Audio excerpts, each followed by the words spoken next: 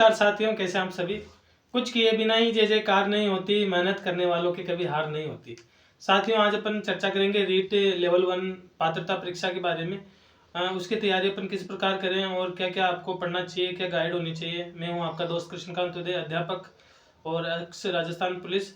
साथियों, आपको राजस्थान पुलिस रीट अध्यापक भर्ती से संबंधित कोई भी डाउट हो तो आप कमेंट कर सकते हैं।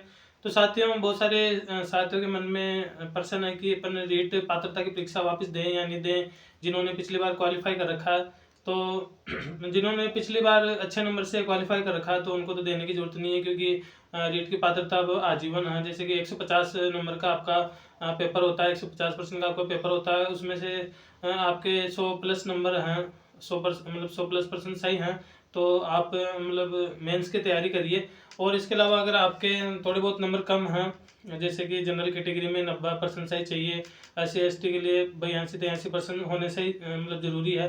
तो मतलब जिन्हों के मतलब किनारे पर है नंबर, तो आप वापस पात्रता दे सकते हैं, क्योंकि पिछली बार जो हुई थी पात्रता मैंने भी दी थी और मेरे 125 नंबर आए थे रीट पात्रता के अंदर।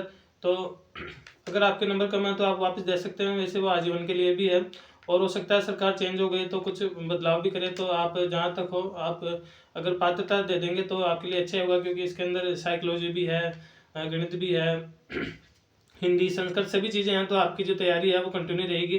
तो मेरा मानना है कि अगर आप, जैसे कि मेरी पिछले साल की भी पात्रता मैंने कर रखी थी, जो कि 2021-22 के अंदर हुई थी, वो पात्रता भी मैंने कर रखी थी। लेकिन इस बार जो मैं पिछली बार भर्ती हुआ तो उस टाइम भी जो आजीवन वाली पात्रता हुई थी रीट की, तो वो भी मैंने दी थी। तो उससे क्या अपना जो सब्जेक्ट है वो वापस मतलब हो जाता है, उसकी तैयारी हो जाती है, अपनी मेंस की भी तैयारी हो जाती है। तो अब आपको क्या सब्जेक्ट पढ़ना चाहिए, किस प्रकार पढ़ना चाहिए, क्योंकि आपको जो पात्रता है उस पात्रता के अंदर बहुत सारे बच्चे हैं वो मतलब नॉर्मल पर्सन होते हैं, वो भी नहीं कर पाते हैं। बहुत सारे बच्चे हैं मतलब जिनकी थोड़ी बहुत तैयारी होती है या तैयारी होती है तो भी 150 में से वो 90% सही नहीं कर पाते हैं। ऐसे बहुत सारे मेरे दोस्त भी हैं जो कि जिनके 90% या 82% भी सही नहीं हो पाते हैं। तो आपको मतलब सही रणनीति, पात्रता को भी हल्के में नहीं लेना। अगर पात्रता आप पात्र नहीं हो पाए तो आप मेंस का एग्ज़ाम कैसे दे पाओगे, रीट मेंस का जो एग्ज़ाम है वो किस प्रकार दे पाओगे। तो सबसे पहले अपन बात करते हैं जो साइकोलॉजी है, मनोविज्ञान। उसके लिए आपको कौन सी पुस्तक पढ़नी है, तो आप वंदना जादौन की भी पुस्तक पढ़ सकते हैं। मैंने भी वंदना जादौन की एक पतली सी गाइड आती है, मतलब पुस्तक है एक, मतलब 100-120 रुपये के आसपास की वो पुस्तक आती है। तो वंदना जादौन की, आप वंदना जादौन है उसकी पुस्तक पढ़ सकते हैं। उसके अलावा आप धीर सिंह दाभाई सर हैं, उनकी पुस्तक भी आप पढ़ सकते हैं साइकोलॉजी की। और जो शॉर्ट से शॉर्ट हो उसको आप अगर पढ़ेंगे तो ज़्यादा बेस्ट रहेगा। एक बार तो अगर आप एक बार अगर पूरा गहन अध्ययन कर लेते हैं साइकोलॉजी की कोई भी पुस्तक है, उसके सभी जो सिलेबस के अकॉर्डिंग जो टॉपिक हैं, अगर आप उनको पढ़ लेते हैं तो आपकी साइकोलॉजी बहुत अच्छी हो जाती है। और यूट्यूब पर मतलब साइकोलॉजी की बता रहा हूँ मैं, सबसे पहले आपको वंदना जादौन की मैडम की पुस्तक पढ़ लेनी है। उसके बाद में धीर सिंह दाभाई, इन दोनों में से आप कोई सी भी पढ़ सकते हैं।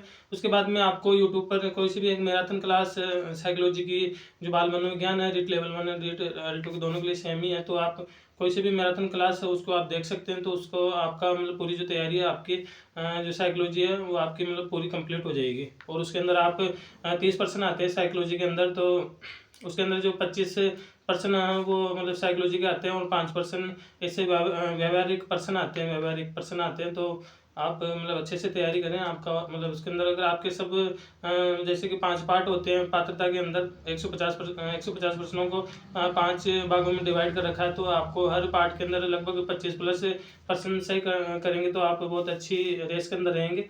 अगले अपन बात करते हैं हिंदी की। हिंदी के लिए आपको कौन सी गाइड पढ़नी चाहिए। अब इसके अंदर पात्रता के अंदर भाषाएं 2 होती है। एक तो हिंदी, एक मतलब बहुत सारी भाषाएं होती हैं, हिंदी, अंग्रेजी, संस्कृत, पंजाबी, जो भाषाएं बहुत सारी भाषाएं हैं। उसके अंदर आपको 2 भाषा चूज करनी होती है, भाषा 1 और भाषा 2। आप पहली भाषा आप हिंदी या संस्कृत या इंग्लिश, इन दोनों में से मतलब चयन कर सकते हैं। और दूसरी भाषा है हिंदी, अंग्रेजी और जो संस्कृत है, उनमें से वापस आप एक चयन कर सकते हैं। लेकिन 2 बार आप हिंदी नहीं चयन कर सकते, 2 बार भी आप अंग्रेजी नहीं कर सकते। एक बार आपको हिंदी लेनी होगी, दूसरी बार आप अंग्रेजी या संस्कृत कोई सी भी ले सकते हैं। तो हिंदी के लिए आप है ना जो राजस्थान बोर्ड की 9वीं से 12वीं वाली जो पुस्तक है, सभी यही कहते हैं, आप वो भी पढ़ सकते हैं। इसके अलावा आप सिकवाल की भी जो ऐसी है वो गाइड ला सकते हैं। सिकवाल की ऐसे ये आपको आगे वाले कैमरे से वीडियो बना रहा हूँ तो आपको ऐसे दिख रहा होगा साथियों। हिंदी के लिए आप ऐसे जो सिकवाल की है वो गाइड ला सकते हैं। इसके अलावा मतलब 30% आते हैं हिंदी के, तो उसमें सभी जो 30% वो ग्रामर के नहीं होते हैं, उसमें लगभग 15-18% ग्रामर के होते हैं, मतलब उसके अंदर पद्यांश गद्यांश होते हैं।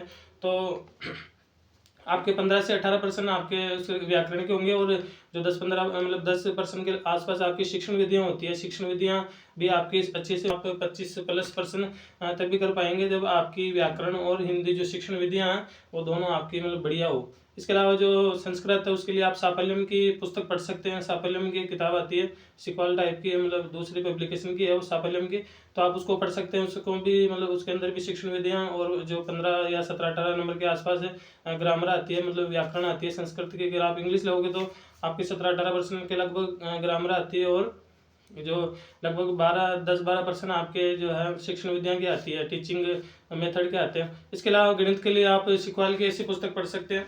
मतलब सिक्वाल की गणित की पुस्तक आती है, मतलब छोटी वाली, उसको भी आप सिक्वाल को पढ़ सकते हैं। इसके अलावा जो पर्यावरण अध्ययन की है, यह सिक्वाल की पुस्तक है, इसको भी आप मतलब पढ़ सकते हैं। बुक्स आपकी चाहे कोई सी भी हो, आप लक्ष्य की गाइड भी पढ़ सकते हैं। लक्ष्य की गाइड भी है मेरे पास में, इसको भी आप मतलब पढ़ सकते हैं। तो गाइड चाहे एक हो या छोटी छोटी भागों के अंदर हो, तो कोई सी भी अगर आप गाइड पूरी कंप्लीट कर लेते हो तो वो मतलब पर्याप्त है।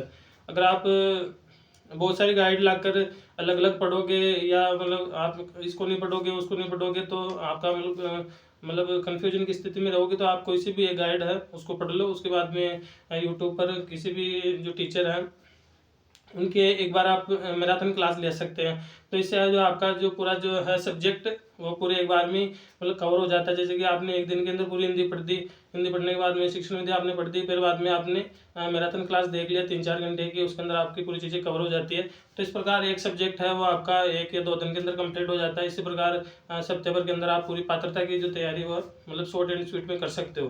तो ये मैंने किस प्रकार तैयारी की, मैंने अपना अनुभव बताया साथियों। आपकी अब जो नेक्स्ट वीडियो होगा मैं मेंस के लिए बनाऊंगा, और जो रीट L2 लेवल 2 वाले हैं उनके लिए भी मैं बनाऊंगा, क्योंकि मैंने रीट L1 और L2 दोनों का एग्जाम दिया, और अभी मैं फर्स्ट ग्रेड की तैयारी कर रहा हूँ पॉलिटिकल साइंस से।